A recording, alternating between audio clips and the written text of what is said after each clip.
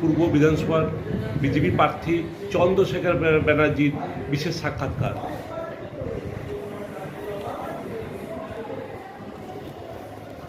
ভোটের ব্যাপারে আপনি জেতার ব্যাপারে কতটা আশীর্বাদী?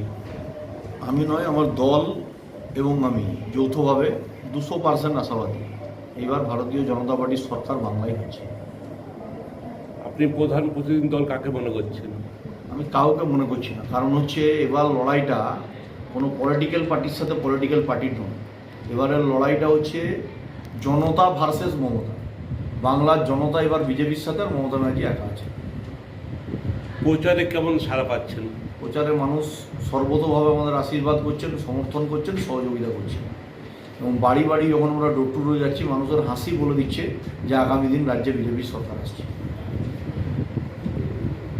পূর্ব বিধানসভা, আপনি তো পশ্চিমে থাকেন, অনেকে প্রশ্ন তুলছে স্থানীয় লোকেদের যে উনি তো শ্যামপুরের, উনি তো দুর্গাপুর পশ্চিমে থাকেন, পূর্ব থেকে। মিউনিসিপ্যাল কর্পোরেশনের প্রাক্তন পৌর প্রতিনিধি, দুর্গাপুর শহরে আমার জন্ম, আর আমার বিরুদ্ধে যিনি প্রার্থী প্রদীপবাবু, উনি দুর্গাপুরের লোকই নয়, বহিরাগত। আমি তো দুর্গাপুরের মাটিতে আমার জন্ম হয়েছে, আমার কর্মপাড়া গ্রামে আমার জন্ম হয়েছে। জিতে এসে আপনি প্রথমে কী কী কাজ করতে চাইছেন? বেকার যুবকদের কর্মসংস্থানকে সুনিশ্চিত করা, মহিলাদের স্বাবলম্বী করা, মহিলাদের নিরাপত্তা দেওয়া, এবং শহরে সমস্ত শহরকে দূষণের হাত থেকে রক্ষা করা, সৌন্দর্যায়ন করা, রোটারিতে মনীষীদের মূর্তি স্থাপন, রোটারির সৌন্দর্যায়ন করা, এবং শহরকে সুন্দর করে সাজানো। প্রাণের শহর আমাদের দুর্গাপুরকে সুন্দর করে সাজানো।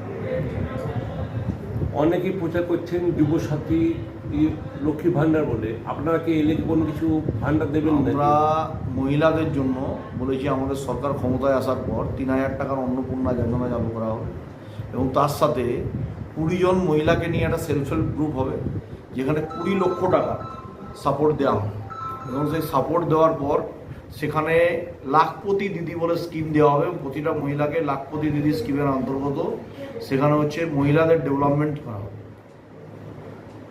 এখানে যে স্বাস্থ্যসাথী কার্ডটা রয়েছে, অনেকেই অভিযোগ করেন যে ঠিকমতো পান না, এই ব্যাপারে আপনাদের কি? আমরা তো আয়ুষ্মান ভারত চালু করতে চাই, মোদিজির 5 লক্ষ টাকার কার্ড। এখানকার সরকার, তার মুখ্যমন্ত্রী মমতা ব্যানার্জি সেটাকে আটকে রেখেছে।